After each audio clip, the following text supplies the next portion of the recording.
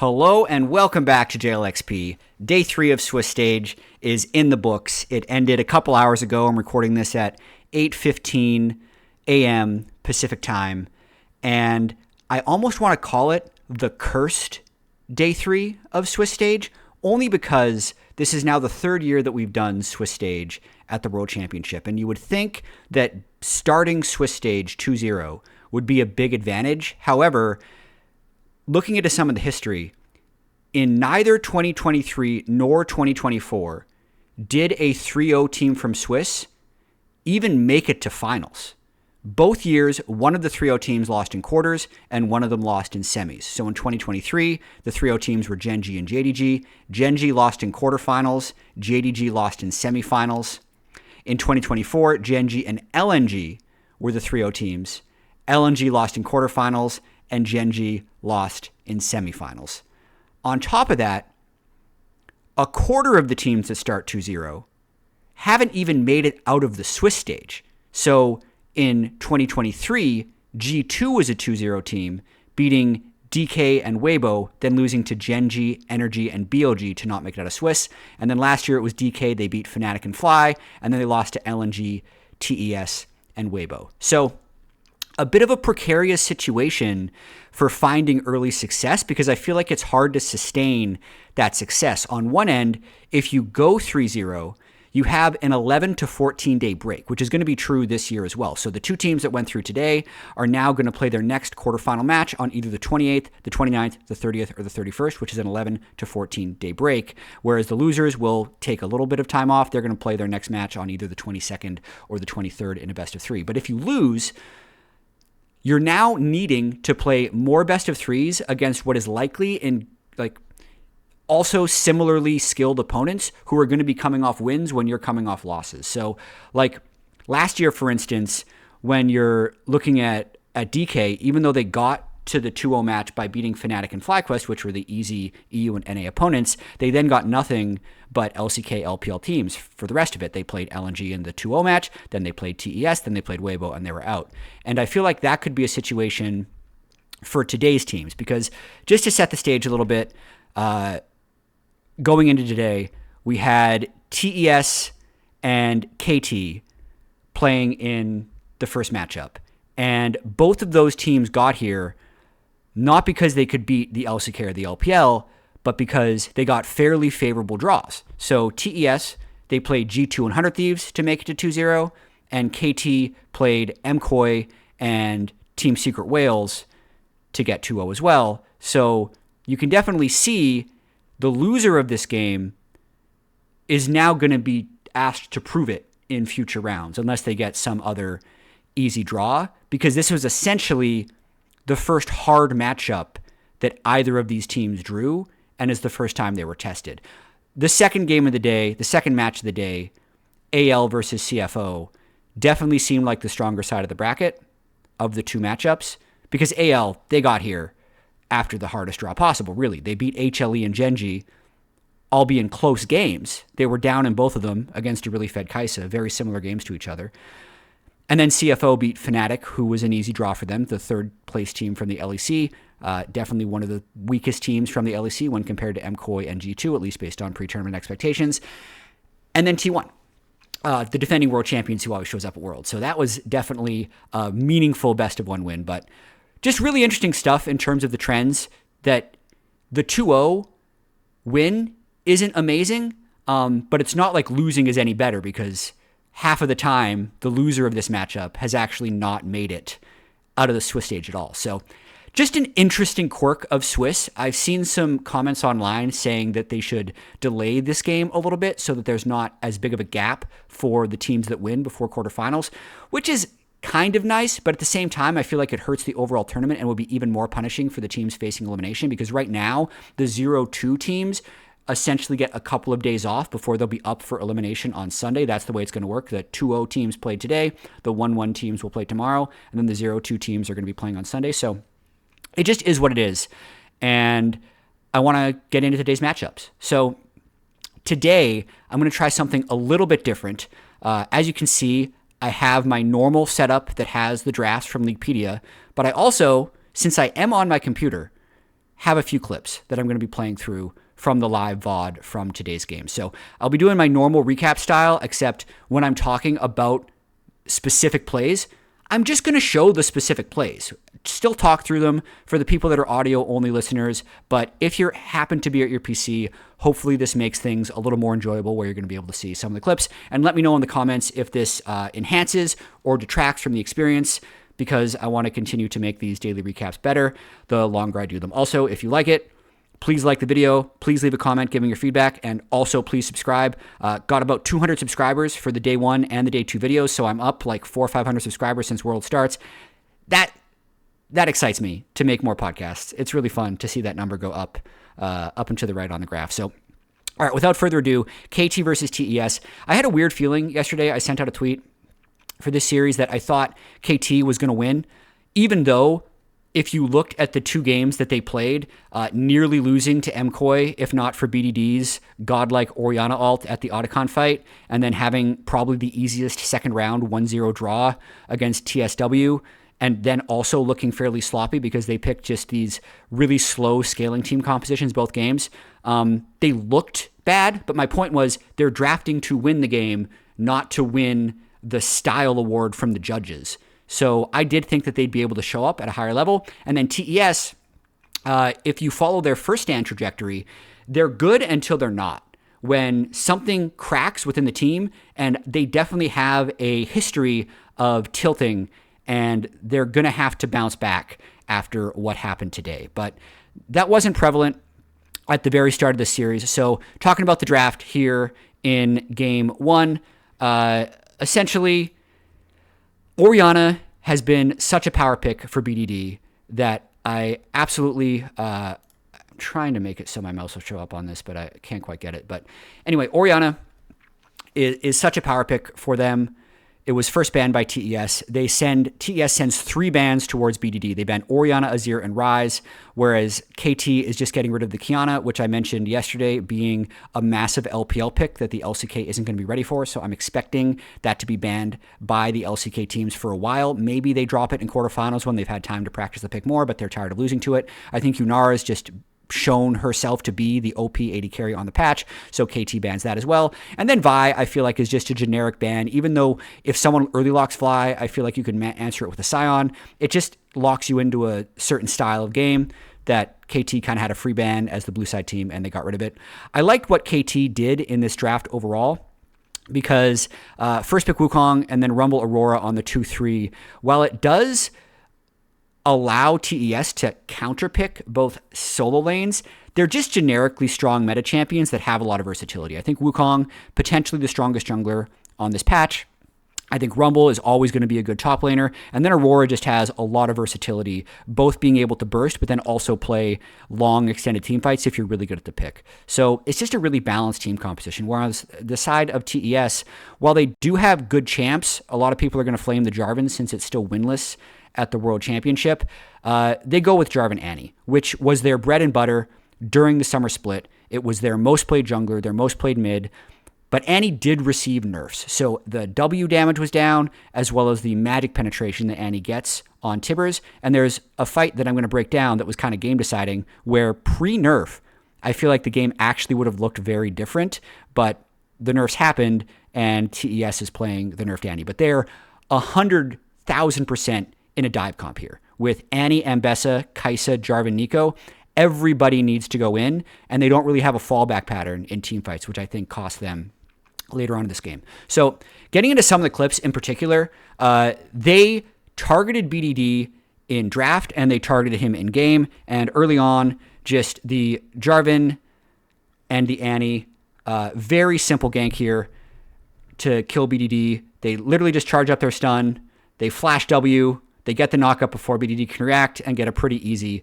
first blood. So you're going to see that in a lot of Annie games. It's one of the reasons the pick is powerful. But beyond that, they couldn't really play around this in any meaningful way. One other thing about TES that I want to mention is when they're at their best, they're playing through Jackie Love, and I don't feel like they played through Jackie Love in this game. One of the examples of that happened around 7 minutes and 30 seconds when they're moving up for the grubs in this game. So you can see already on the minimap, Jackie is alone pushing bot lane, and because he has a timer, he actually moves up through mid. Whereas I feel like if he just stays bot and matches this Corki 1v1 with Barrier, with Kai'Sa ult, he's going to be able to at least keep getting experience. And I think the team should be at a strong enough point where they'd be okay taking a 4v4 fight around Grubs. But instead, they kind of overload to take the Grubs for free. But if you notice, Jackie just wastes a lot of time. Like, technically, he still shifts top lane, and he feels like he's going to be able to get plates and farm there. But he gives away 2 plates bot lane to the Corki, which I do feel like would help Dokdam stay in the game. Like, this is also, again, a situation where TES doesn't have a fallback pattern in their team composition. So because they are all in with Ambessa, Jarvan, and Annie, they will need the Kai'Sa to scale later, because if there's durability that gets built up by anyone on KT, then the burst isn't going to be enough, and the Kai'Sa, if Kai'Sa's not fed, not going to be able to carry the game. So next clip that I wanted to go into in this game was around 14 minutes. They dive bot, and I could definitely tell the game plan here from TES was to just shut down BDD. And I think if you watch LCK, that's a valid game plan, since he'd been the one that needed to carry them through the majority of their games when they won. And if you shut him down, I feel like he would start to press a little bit extra and try and force plays that weren't there. This is a game that was an example of actually the rest of KT stepping up, because there was just immense focus sent towards BDD. They invest a lot on this dive, and I think overall it could have been a good play. Jackie has to burn Barrier. He burns his ultimate. They actually send 3 people down, and eventually they kill BDD, able to give the kill over to Ambessa. But notice Kanavi did make a little bit of an int play. Literally, he has 3 people diving bot lane. He takes the Hex Gate over and essentially just gives one back. So any type of advantage that would have been gained by killing BDD, they give a shutdown over to Rumble, which I think is extra bad in the context of this game, because with the all-in dive composition, if they don't have a side laner who can consistently get push, which would be the Ambessa over the Rumble, then they're going to have a harder time finding flags later on in the game. But I was talking about the Annie nerfs earlier. Check out this fight at 17:30. This is one of the biggest moments in the game. Watch Cream at the top here. So Dragon's getting low. Let me know if you're an audio listener if this is too distracting, and I can change back to the podcast. But watch Cream at the top here. He's going to land a combo on both the Corki and the Aurora. And look how low BDD gets here. That's like sub 100 health. So if you have more Magic Pen and the damage on W, there's a chance BDD actually just dies here. And as you watch the rest of this fight play out, I think that completely changes the game. So yes, Cream does die on the outside. There's a flip over the Drake that Jackie Love is able to secure. But BDD ends up doing work on the backside of this fight, helping kill Jackie Love. Maybe Jackie Love would have been able to kill Perfect. Hell, even the Corki gets really low throughout this, who would have been even lower if the initial Annie burst would have done a little bit more damage. Watch 369 on the outside here, how low he's able to get him. So pretty big moment in the game here, just because it is a burst composition for TES, and I feel like KT, while they do have the ability to burst, can definitely play slower situations, and not being able to just wipe the floor in this fight hurts TES's ability to win the game. Also, for those watching, there was some observer bugs in game 1. They actually are on soul point this entire time. So they're much closer to victory than it looks like. One of the Drakes isn't counting on this counter right here, but they do have 3 Drakes. So my point for the Otacon fight is another area where this game took a big turn. And I think it displayed how the TES comp doesn't have a great way of playing from range. So if they go in, they kind of have to go all in, and they don't have a good fallback pattern. So KT, they do a good job sticking together and kind of moving as one unit here. And they're all 5 people. Cream misses his Annie ultimate. But as long as they're not overextending into this fight, TES will have to commit someone in, and the first person that flies in is the one that's going to get bursted down. So Kanavi flies in, and they're able to just clean up the fight. Peter makes a whoopsie at the end, but it ends up not mattering. KT gets the Otacon. Honestly, this game was extremely close. I'd say the deciding fight in this one was around 23 minutes. You can see the burst is just there now for KT. Kanavi gets one shot in this fight, and Kareem Zani's basically taken out of the game. He can't get in for any good ultimates. KT's positioned really well along the outside of this fight. They one-shot Kanavi without the Aurora damage, effectively. And by this point, the game is pretty cooked. They get this Drake. Again, this was Soul Point. So if KT doesn't win this fight, potentially TES just gets Hextech Soul and are able to win. Jackie Loves makes this crack play towards the end of this fight to actually kind of keep them in the game. Kills Peter, disengages off of BDD. But then I thought there was just a fun interaction where the Otacon slow ruins Jackie Love's life. 369 dies next to him. Doc Dam can flash in to get the kill. And there's a large lead for them right now. And just to close out this game, the scaling did take over for KT. 27 minutes into the game, 13 kills to 8, 47,000 gold. So it still feels close. I will say they were having some issues with the observer here, but because they're on Soul Point, I do feel like TES, rather than trying to contest the Baron after this failed engage mid, where Hong loses Flash and Protobelt, I feel like they should have played for Soul. Soul's up in 30 seconds. So what I'd normally see if a team is playing for Soul is maybe Jackie just pushes this wave mid, they push it deep, they get vision around Drake, they let KT get Baron, and then KT actually just has to check without Fog of War. Maybe at that point they'd get caught by the Annie, because the way this fight plays out, there's just no chance, right? It starts 4v5. When KT decides to jump in on Jarvan, they one-shot him, and this effectively ends the game at the end of it. So KT wins game 1. Doc Dam ends 9-1-9 on Corki. BDD still ends 5-2-15 on Aurora. And I think the big story of this game is the rest of KT really stepped up when they needed to, because there was so much early focus on BDD. And then that allowed the Rumble, the Corki to get going, and they actually did a lot with that gold. So really good job by KT pulling that off. Game 2. Interesting draft. I'm not a huge fan, honestly, of what TES did here. So we are in Fearless, right? So all the champions that got picked in game 1 are gone. So the big meta that's been happening throughout 2 days of best of ones is out. Moving into this, Ryze first pick after Orianna, Yunara, and Kiana are banned. I think those are 3 really good bans by KT. The Poppy ban, I don't love. I still don't think support Poppy is as strong as people think it is. Vi ban, Azir ban, pretty standard. But then the first pick Ryze and the early pick Trundle, I think is really strong in this situation, because it's just going to give them stronger front to back and makes it difficult to play something like Xin if they wanted to in this next game. Ryze, Zyricon. So they're just hoping Jackie Love can carry this game. That's what I see with this early pick.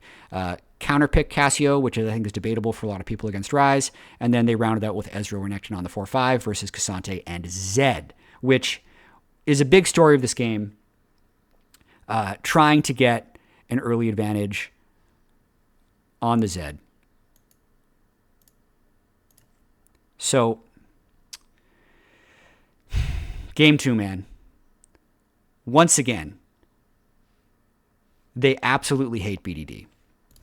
So, really quickly, getting set up into this game 2. One interesting thing about the Zed pick is how fast it clears the jungle.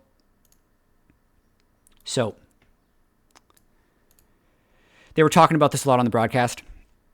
Zed actually gets his full clear by sub 3 minutes, which gives you a lot of options. And Kanavi decides to recall by his longswords, which is what a lot of Zeds do, because you can still make it out to Crab before it spawns and just push the other jungler wherever you want and sometimes force double crabs. But instead of just taking the crab and then running across mid where Cream already has prio to try and get the other crab, they just try and kill BDD. Like, they hate BDD this game. They actually do get the kill. BDD plays it pretty well, gets Cream low, so Cream can't stick around afterwards to keep the pressure up. First Blood goes over to the Khan, which doesn't actually slingshot Kanavi as much as he would want, but I think it just speaks to how singularly focused TES was at trying to take BDD out of this game. But also with this team composition, I really feel like the Cassio, Trundle, Ezreal is going to be outscaling the Zed Rise comp.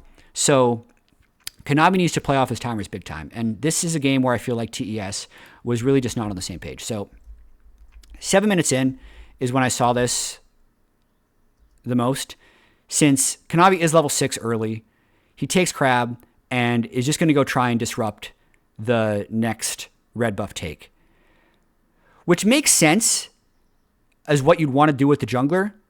But if you look at the map here, Jackie Love is resetting. Renekton is, Cassante is deploying bot lane. So they don't have numbers here.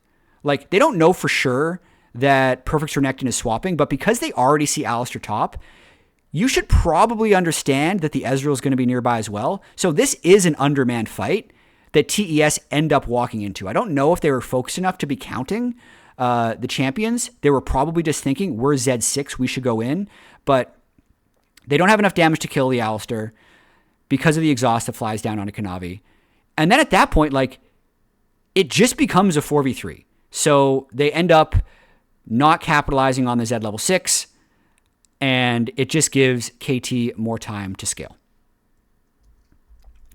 The next big moment in this game that I think was actually game deciding was this 12-minute Drake. So it's kind of nuts. If you look at the items here, KT doesn't have their items on their core champions. Renekton is level 10, not 11, doesn't have a 1 core, whereas there's a Thornmill sitting on 369's Cassante. Kanavi has full Eclipse. Cuz is just sitting on Triforce components. So there are 2 players on this team, top jungle, that are down an item. So typically, if you're looking to scale, you would not want to fight this. But as TES starts the Drake, KT decides to teleport their Renekton in and just go for a fight with Alistar 6, thinking they're strong enough. Essentially, this is where a lot of teams could just blow the game because you're fighting without item power spikes. But they clutch up this fight.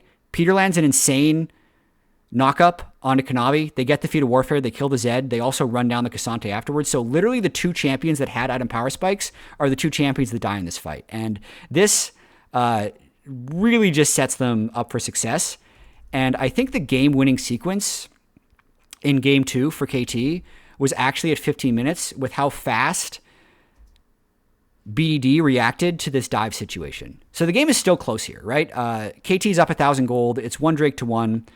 BDD's in bot lane on Cassiopeia up against the Rise, and they don't have control of the bot side of the jungle. They spot out the Zed with a vision trinket really quick. And like, if you just look at the timing of this, how quickly BDD sees the Zed and says, I'm out. Teleports top lane.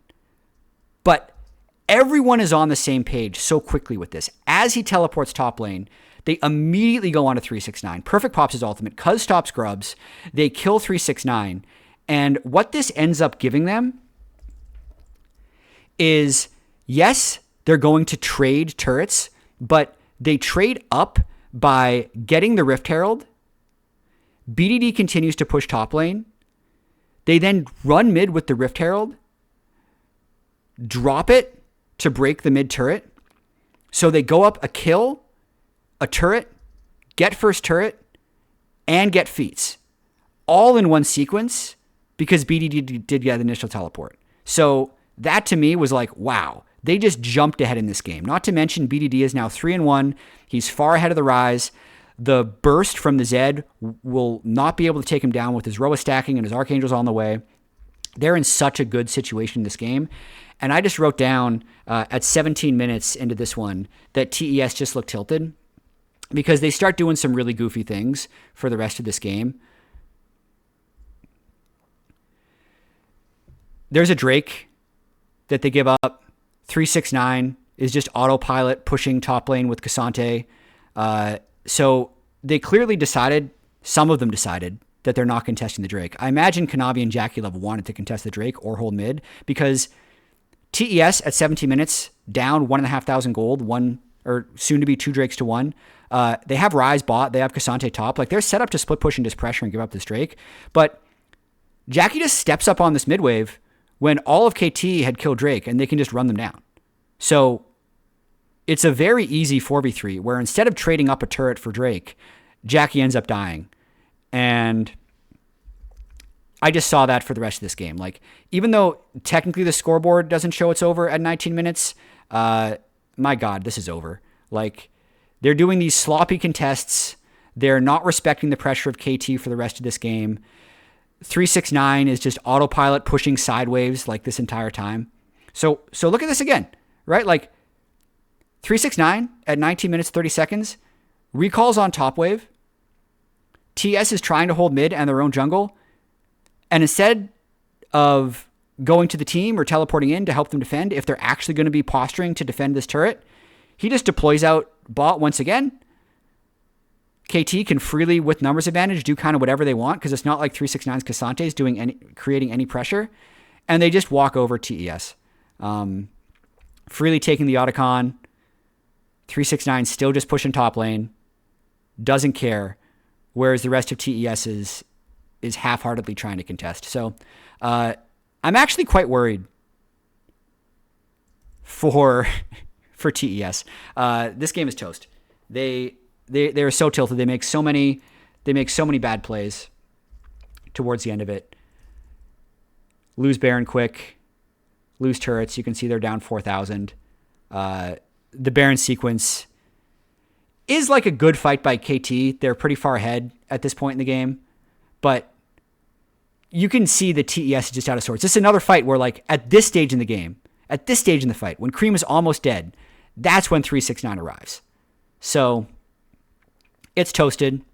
KT ends up getting the 2-0. I'm really concerned for the TES tilt because this feels so much like the games that we saw at First Stand and the international collapse that TES has had before. But let's move on. Let's move on to the next series, CFO versus AL. Take a look at the drafts. So, game 1. Oh, well, first off, 1 second. I'm going to back up. AL won this series at MSI 3-1. So, they're slight favorites. CFO has a lot of momentum because of the really impressive game they had against T1. I would say going into the series, I was hopeful about AL, but I didn't necessarily think that they were like the strongest team, only because I feel like they were in losing game states in both the Gen G and the HLE games, but they clutched out some really big team fights, one at Otacon, the other one at Drake, in their first 2 games. So like as much as they are 2-0, they could have been 0-2, if that makes sense, even though their strength of opponents would have been different. And CFO, I thought, had some more solid victories, not to mention their skirmishing had seemed so impressive. So I did predict last night a 2-1 for AL because I thought CFO, with just their skirmishing and their laning, would be able to pick up a win. But I wouldn't necessarily trust them with like really in-depth objective setups because they dominate their region so much and don't have to play these close situations as often as the other teams. So that was the preamble. Getting into the series right off the bat. Early drafts. Orianna Azir, Kiana ban. Once again. Interesting that they're the ones banning Kiana, but that's also because CFO plays it as well, so it's just a power pick. I think it's going to be banned for the rest of the tournament for teams that can play it or know that the other team can play it. It's incredibly powerful in the first game of best of 1. But I really love the comp that CFO put together. So, again, Wukong Aurora combo seems pretty OP. It's very versatile, scales very well. Then the Nami was an interesting one for me because it's kind of just like a random enchanter, but it does allow you to lane well into Nico. And then the Kled pick really boggled my mind in this one. I don't understand what Kled was supposed to do in this game. I talked to Bob Jenkins about this, who has played like 2,000 games of Kled on NA, asking him, like, does it even win into Scion? He said, like, maybe, but he also doesn't think Kled is very good right now. He feels like even in team fights, it's just like a worse Scion. If your team is very far ahead and everyone can fly in with your ultimate, sure, it's good. But if you're going to be playing these grouped up 5v5 team fights, it's just a worse Scion. So didn't love the Kled pick here. And I thought for game one of a Fearless, this 4-5 was really strange. Playing Maokai into Wukong is an old school counter, but I feel like Maokai is probably a little bit too weak right now to make a big difference with the magic damage against the Wukong. And I don't feel like they had a lot of champions that comboed really well with Maokai. So I thought, like, if you're going to play back in the day Maokai Jace or Maokai with like poke champs, I really love it. But this is Maokai with like all in champs. So I didn't love the combo that AL put together in game one.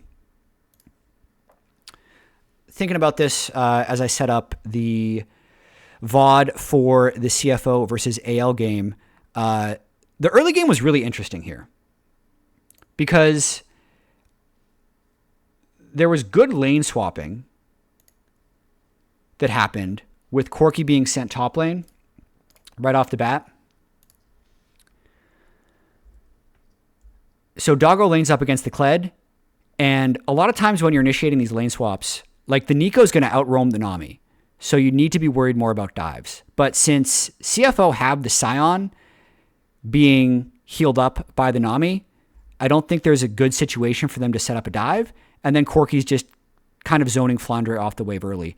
And Kaiwing's Nami spends a ton of time mid lane that kind of ends up drawing the Nico mid lane as well. So we kind of get this like pseudo top laner versus AD carry and then duo lane mid for the whole first stage of the game, which I think ends up advantaging CFO. I also think they could have actually successfully pulled off this dive onto Flandre that happened in the top lane at 4 minutes and 5 seconds, where Flandre is like an auto attack away from remounting, but also an auto attack away from Doggo from dying.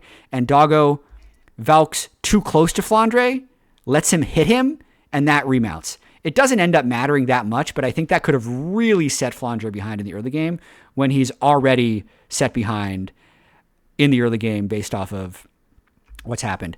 I don't think this game actually gets that crazy until about 18 minutes. And this was the best game that CFO played in the entire series. So 18 minutes in, AL has controlled the first two Drakes. The gold is 30k to 29.3k, 2 kills to 1, 2 Drakes to 0 for AL. But I also ask, like, what is AL's team comp supposed to do in structured team fights? Because as CFO moves in here, if they're able to attack the Nico, it really gets rid of the engage. So I loved what Hongq did, taking Kael's Nico out of the fight. No proto belt, no flash on Nico. And just watch what Nico does at the blue buff here. Just like starts channeling ultimate onto no one.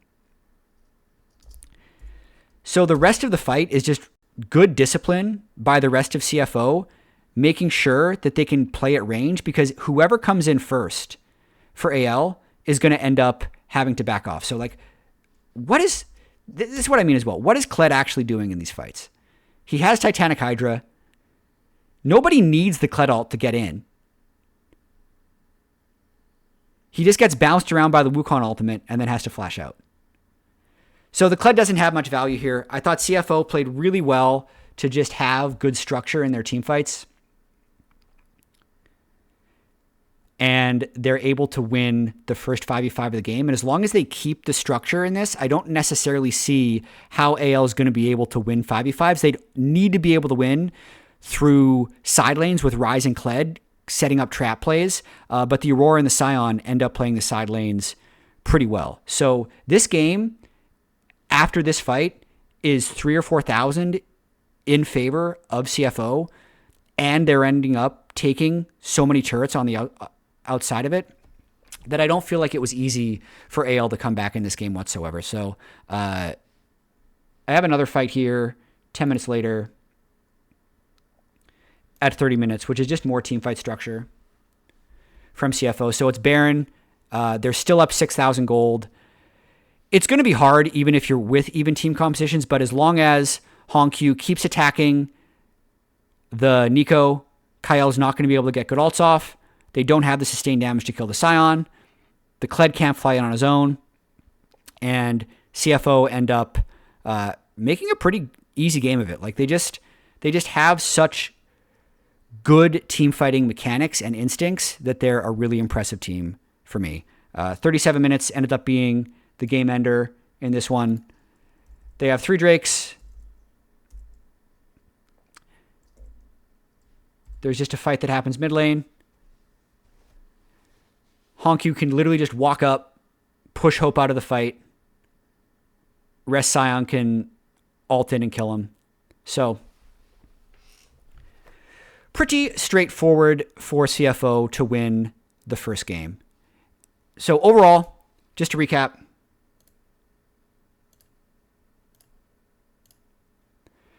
I do feel like the draft was better for CFO in game 1. And that takes us to game 2.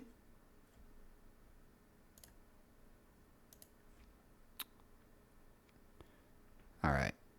Apologies, just getting everything set up. All right, game 2. This is where I feel like the series was won by AL because I don't feel like they had a huge advantage in this game.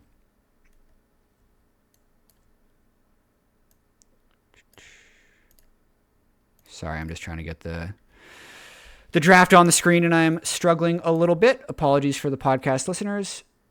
There we go. All right. Orianna first pick by AL. It gets dropped by the bans. I think that's always a mistake. I think the Orianna is going to be huge in any game that goes a little bit late. Rumble Pantheon Akali is strong, but I do feel like I would have liked to see something other than the Pantheon here. So we have to account for Fearless here. Pantheon was banned. Wukong is already gone. But something like Rumble Vi, if they really wanted to all in, since Vi wasn't picked or banned in game 1, I think would have been really clutch. But then the rest of the draft plays out in CFO with Rumble, Pantheon, Akali, and then Braum, Lucian bot lane are very early game focused, whereas AL have a lot more scaling, but they put a lot of pressure onto Flandre's Ambessa in this game, picking the Ziggs Orianna like double mage mid bot. You need the Ambessa to do well to have any type of AD threat because you're double mage. But I thought they played this out actually very well. So some highlights from the game. 6 minutes in is when I thought the most important parts of the game started.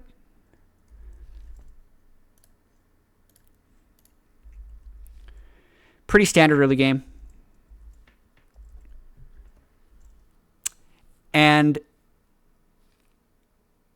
this was just a crazy Drake fight, to be completely honest with you.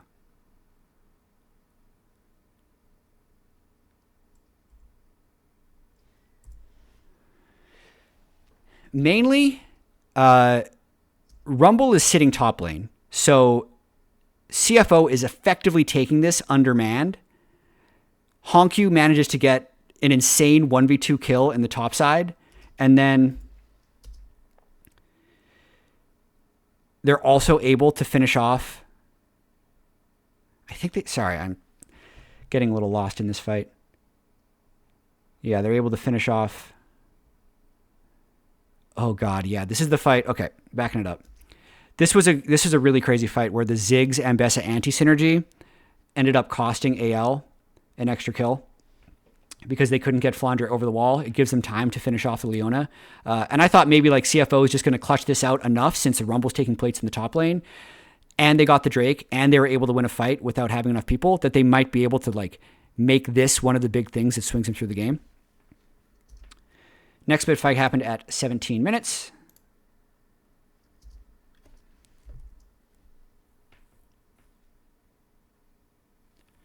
Yeah, I have here that CFO burned a lot for a little, and then AL wins the fight once it extends. So this is a fight where it looked really close on paper, but I feel like with the resources that CFO was using, they needed to get more early on in the fight.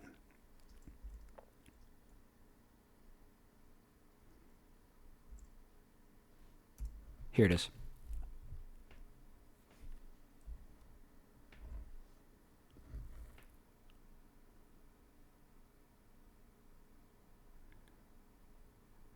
Yeah, the big thing there is, so 17 minutes, 30 seconds in, 5 kills to 5, 30,000 to 31,000, 2 Drakes to 0, CFO versus AL. Watch the Akali in this fight. Hong Q gets knocked out by Xin, misses his Q, ults over, but doesn't really land the damage on anyone. So once they've burned that many cooldowns, the extended fight can go over to AL. Ziggs keeps pumping out damage. Flandre's Ambessa has an insane re-engage, and Tarzan can end up flying in at the end on the Xin Zhao. So it ends up being 3 kills to 1. And I feel like fights like this kept AL in the game enough to continue to scale, which I think was really important. And I'm going to skip ahead to 27 minutes for the fight that I believe decided this game. So it ends up, you can see there, very close throughout the rest of this. And I'm just going to catch myself up on what happened in this fight one more time.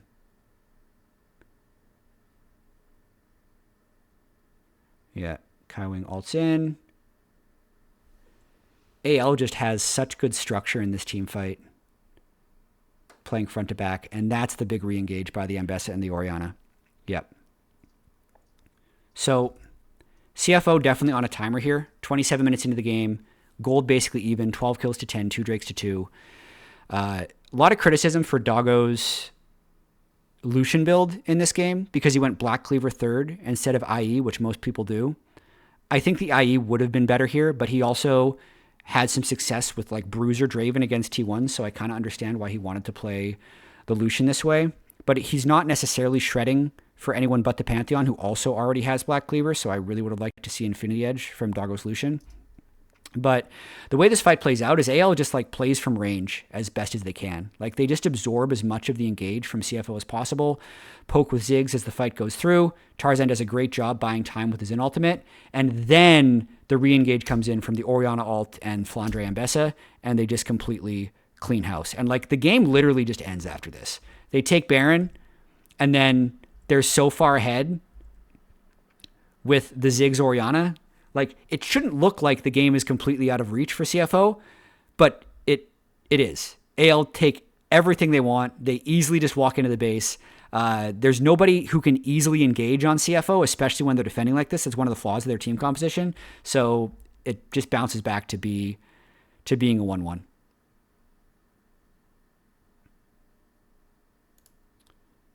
I want to move on to game 3 real quick. I'm going to keep this up for the draft since we can see the Fearless easier than the other lineup. I thought the LeBlanc pick was really bold, but it ended up being really strong for AL this game. I like the early Trundle. I think with what was already gone in Fearless and with Kiana banned, it's really strong to block a lot of front to back, making it so CFO didn't really want to go for like a super strong team fighting comp. They kind of just brute force their way into it anyway with Renekton and Vi. But what AL ends up committing to with the Rek'Sai 5th pick is like very much a split push comp. They need to play off of sides well, and they need to make collapses happen, whereas CFO needs to go very quickly. So I'd say early on in this game, AL do a really good job playing for Shanks. So the Talia versus LeBlanc matchup isn't going to like quickly swing off of level 3, but if you're willing to play around the LeBlanc, you can end up generating some pretty decent advantages, and that's what they did once they started playing 2 side lanes. If I remember, I didn't write down the timestamp for this one, but that's effectively what happened in this game. Was they kept overloading the side for Shanks. So every time he could pair up with Flandre, generally speaking, good things would happen for them. and he ended up just accruing like smaller and smaller gold leads. But the first big thing that I have written down for this game was 15 minutes, so I'm going to skip ahead. Game is still pretty close. Shanks is 1-0. They've already killed a turret. All that gold ended up going over to Shanks' LeBlanc. And this is how a fight is supposed to look for CFO. So since AL is playing split push composition with Rek'Sai and LeBlanc wanting to spread out and then collapse, CFO need to play really fast. So Rift Herald spawns at 15 minutes, and they managed to have a window to all group up. No one's pressuring a turret on the side of the map right now, and they can just go. So nobody overextends. Nobody's getting flanked. That's the conditions that CFO need to just have a good all-in. You can see the Talia at the top side. Ults in. They can dump all their damage onto Alistar. No one's in danger of getting flanked. The Talia and MF are free hitting, and they can just kill Kyle's Alistar. That's exactly what they want. 18 minutes. Another example of them pulling off a good fight is mid lane. They crash the Rift Herald into the wall. But the bigger example is how fast they make a snap engage. So as soon as they have a numbers advantage, Rek'Sai's not here, they just all in. Vi ultimate, MF ultimate, they're going first, they're not getting flanked, and they're winning these fights. Okay? So they put themselves in a good position in this game because early on, they don't get too picked off by the Rek'Sai LeBlanc. They're setting up with 5 people in most situations, and they're just brute forcing AL down. And essentially, the series then gets decided at Otacon. And this fight, we're going to end up watching a couple of times. The Otacon throw at 20 minutes and 30 seconds. Notice how spread out this fight is. So the previous fights that I showed, where CFO could just group up with 5 people and all in one direction, they can't do this time. AL holds this control ward, so CFO can't see them here. And honestly, Kobe even said in the cast, as this TP is coming in the top lane, you would want everyone on CFO to just all in on this Rek'Sai. They're unable to lock him down right away, but it's also a split call because CFO has 2 people bot, 3 people top, so they don't actually have that immediate burst. And the longer this fight is spread out, I think the better it is for AL.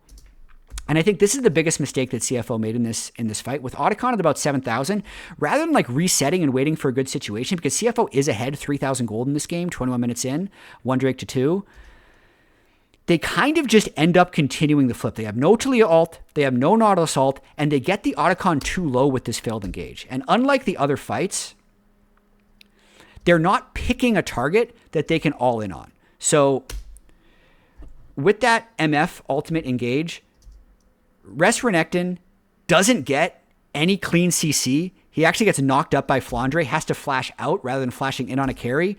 And then I'd say the other big mistake that CFO make in this is they tunnel on the Otacon rather than tunneling on the fight. So Vi ults all the way in. They break their fight lines. Their carries are now under threat. They're not protecting and playing correct front to back. On top of this, they don't get the Otacon, so now when people die, they get the Otacon AoE slow. Tarzan ends up healing as Trundle because every time someone dies, Trundle gains an insane amount of health, and they kind of lose control of the game here. So this was the deciding moment of the game, and from this point, AL just plays really spread out fights. They continually set up good traps with LeBlanc Rek'Sai. Shanks, after this fight, is 3-0 on the LeBlanc, and it becomes kind of an unplayable game for CFO. 27-45 is when the game-ending fight ended up happening.